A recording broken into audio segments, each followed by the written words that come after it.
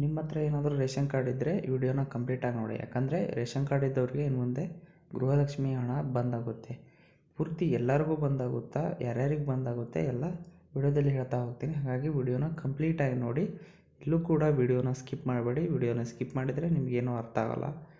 ಹಾಗಾದರೆ ಈಗ ಸರ್ಕಾರದಿಂದ ಹೊಸ ಆದೇಶ ಹೊರಡಿಸಿದ್ದಾರೆ.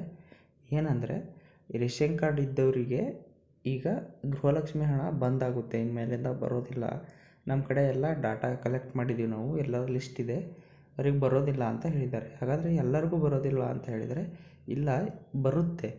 ಆದರೆ ಯಾರಿಗೆ ಬರಲ್ಲ, ರೇಷನ್ ಕಾರ್ಡ್ ಯಾರು ಹೊಸದಾಗಿ ಮಾಡಿಸಿದ್ದಾರೆ, ಈಗ ಗೃಹಲಕ್ಷ್ಮಿಗೋಸ್ಕರ ರೇಷನ್ ಕಾರ್ಡ್ ಸಪ್ರೇಟಾಗಿ ಮಾಡಿಸಿ ಮನೆ ಹಿರಿಯರು ಅಂತ ಹೇಳಿ ಕೆಲವೊಬ್ಬರು ಹಣ ಪಡ್ಕೊತಿದ್ದಾರೆ.